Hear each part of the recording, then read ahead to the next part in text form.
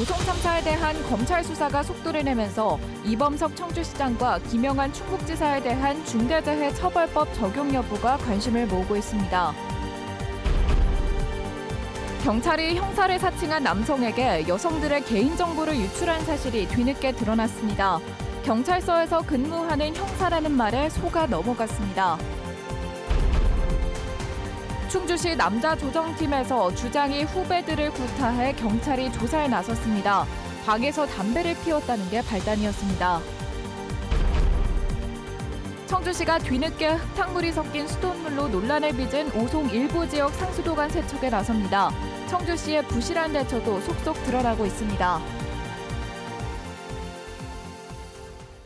시청자 여러분 안녕하십니까? 계속해서 뉴스데스크 충북 소식입니다. 각종 재난재해에 대한 기관 단체장들의 관리 책임을 묻는 중대재해처벌법의 중대시민재해. 하지만 아직 재판에 넘겨진 사례는 없습니다. 그런데 최근 오송 참사와 관련해 이범석 청주시장과 김영환 충북지사에 대한 검찰 수사가 속도를 내면서 첫 적용 사례가 될지 관심을 모으고 있습니다. 이지현 기자가 전합니다. 오송 지하차도 참사를 수사하는 검찰이 기관 단체장에 대한 첫 소환을 마쳤습니다.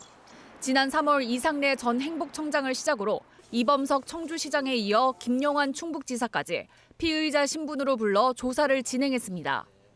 남은 건 중대시민재해 적용 여부입니다.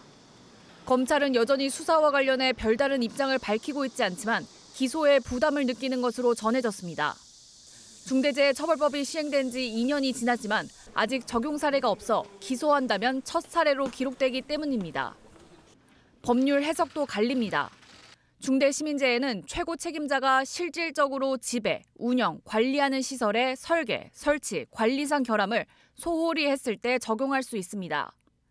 이를 위해서는 관할 책임부터 따져야 합니다. 하지만 미호강과 참사의 직접 원인이 된 제방 관리 권한부터 이견이 있습니다. 미호강과 제방을 관리하는 주체는 금강유역환경청이라는 주장과 충북도와 청주시도 실질적인 책임이 있다는 해석이 엇갈리는 겁니다. 여러 실무자들 책임이 중첩돼 있을 때 최고의 경영 책임자를 처벌하자는 게 이제 이 법의 근거거든요. 환경부 장관으로부터 위임을 받아서 포괄적으로 그 관리 책임에 대한 게 이제 부여가 되어 있고요. 관할 책임에 이어 의무를 다했는지도 살펴봐야 합니다. 궁평 2 지하차도의 경우 충청북도에 관리 책임이 있지만 중대시민재해를 적용하려면 지하차도 유지 보수 등 관리를 실제로 소홀히 했는지 판단해야 합니다. 이 관리 범위를 두고도 의견이 갈립니다. 관리 책임을 물을 수 있다는 주장도 있지만 또 다른 법률 전문가는 법에 명시된 관리상 결함은 균열이나 누수 같은 물리적 결함에 한정된다며 중대시민재해를 적용하기 어려울 것이라고 봤습니다.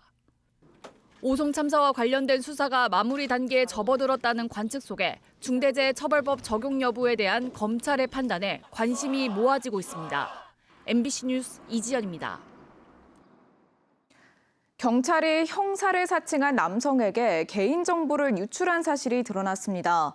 같은 경찰서에서 근무하는 형사 이름을 대면서 수배자를 쫓고 있다라는 말에 속아 여성들의 주소와 주민등록번호를 알려준 건데요.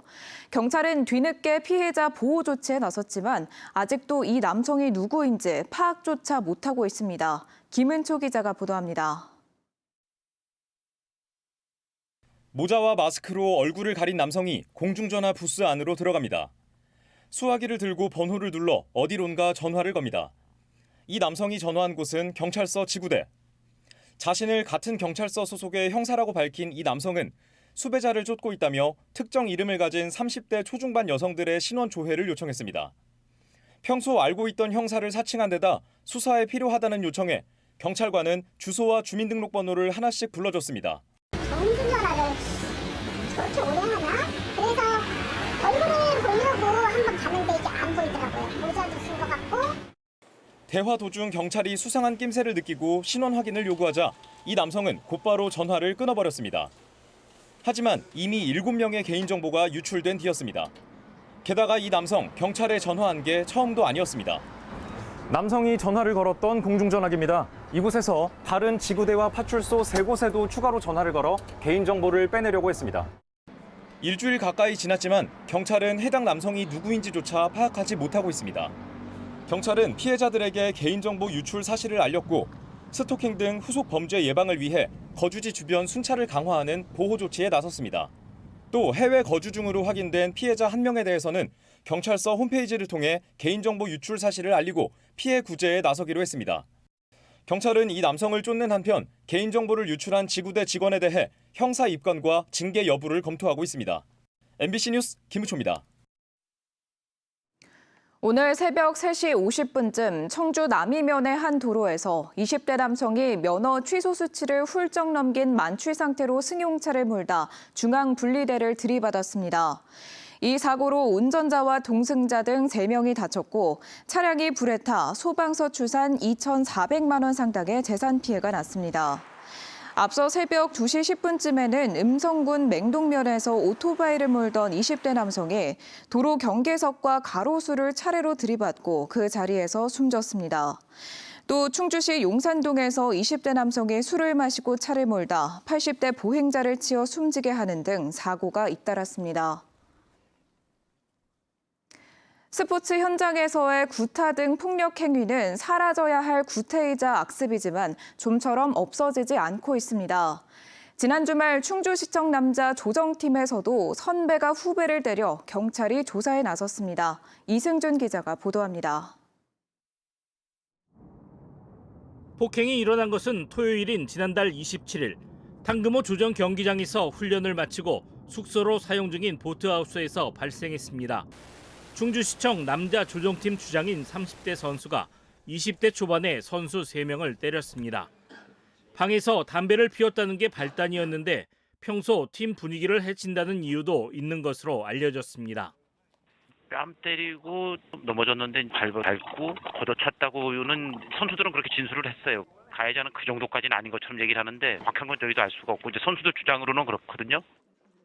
맞은 선수들은 다음 날 주장을 경찰에 고소했고 충주시는 당일 오후 관련자들과 면담 후 매뉴얼에 따라 가해자와 피해자를 분리했습니다. 바로 그날 분리를 시켰고 가해자를 아예 특허 조치를 시켰어요. 그리고 이제 경찰 조사 결과에 따라서 이제 징계를 할 계획이고요. 피해 선수들은 이번이 처음이 아니라 상습적인 구타가 있었다는 반면 가해 선수는 부인하는 것으로 알려졌습니다. 충주시는 경찰 조사가 끝나는 대로 징계 수위를 결정할 방침입니다. 공무원이 아닌 만큼 직접적인 감사가 이뤄지지 않고 직장운동경기부 운영위원회를 통해 파면이나 해임 등의 중징계가 이뤄질 전망입니다. 또 폭행 사실이 확인되면 조정협회와 대한체육회의 징계도 이어지게 됩니다. 충주시 남자 조정팀은 내일 개막하는 화천평화배 조정대회에 참가하지 않기로 했습니다.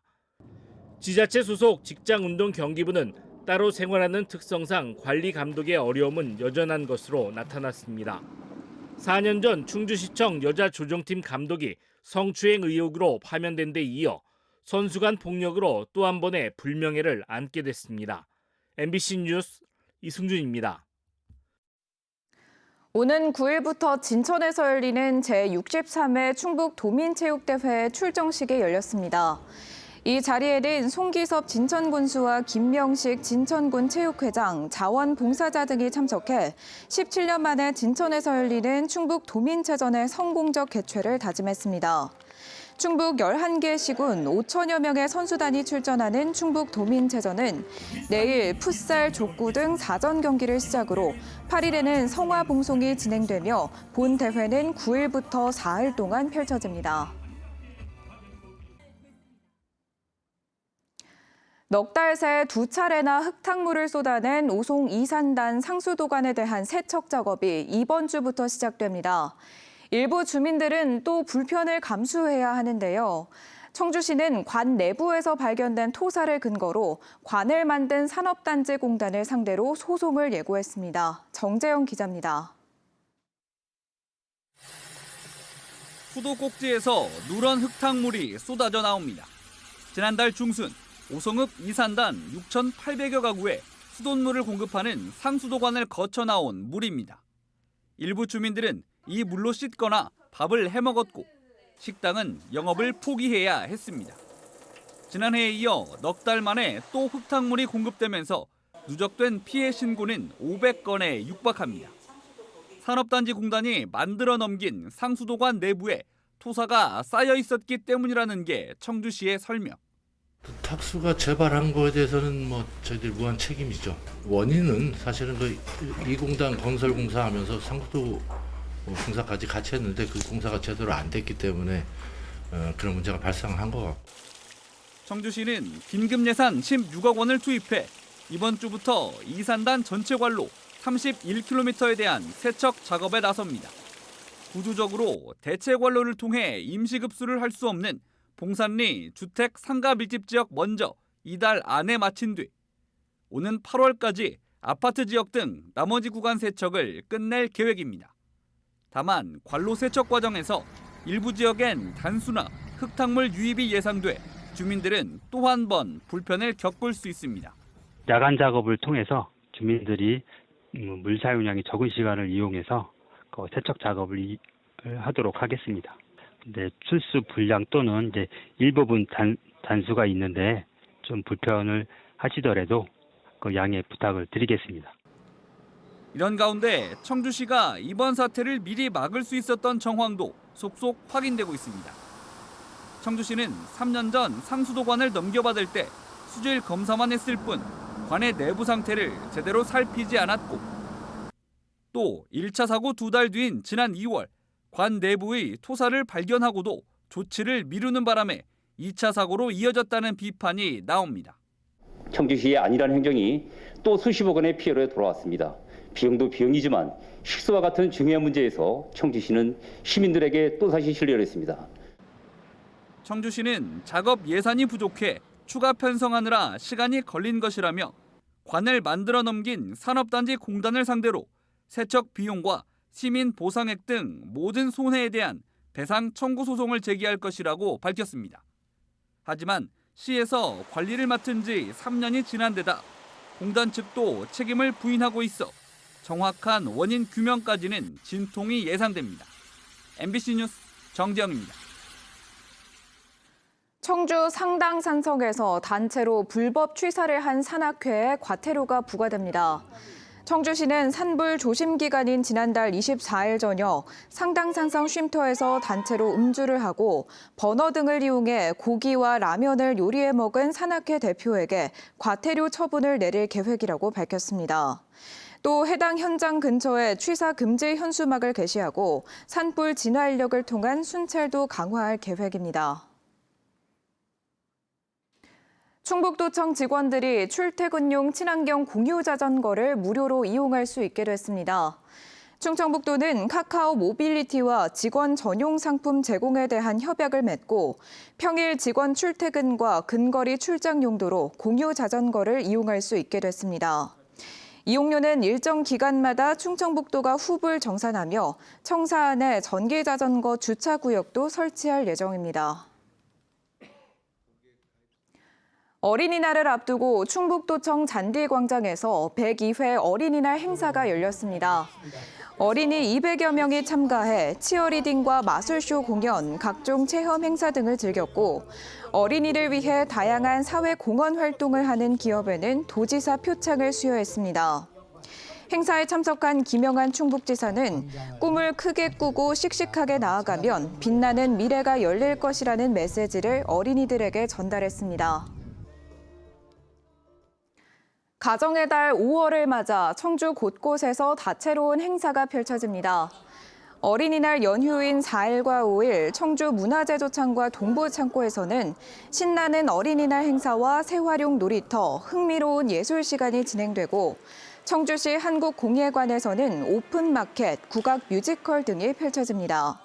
10일부터 4일 동안 동부창고에서는 청주 가드닝 페스티벌, 11일부터 2주 동안 토요일과 일요일마다 김수현 드라마 아트홀에서 주말 단막극장이 상영됩니다. 또 29일에는 문화제조창 달밤 투어가 진행됩니다. 증평군이 소상공인 점포에서 5만 원 이상 구매하면 만 원을 돌려주는 페이백 행사를 진행합니다. 증평군은 내일부터 14일까지 지역 소상공인 점포에서 5만 원 이상 물품을 구입한 고객에게 증평사랑 상품권 만 원권을 지급합니다. 알뜰시장 다목적 광장에 마련된 행사 부스에 당일 구매 영수증을 제출하면 되고 오전 11시부터 오후 5시까지 선착순으로 하루 540만 원까지 지급합니다. 이번 행사는 소상공인 점포를 위한 소비 촉진 행사로 연 매출 30억 원 이상 점포와 중대형마트는 제외됩니다. 충북의 소비자 물가 상승률이 2달 만에 다시 2%대로 둔화됐습니다. 충청지방통계청이 발표한 소비자 물가 동향을 보면 지난달 충북의 소비자 물가 지수는 114.68로 1년 전보다 2.7% 상승했습니다. 충북 소식 마칩니다. 고맙습니다.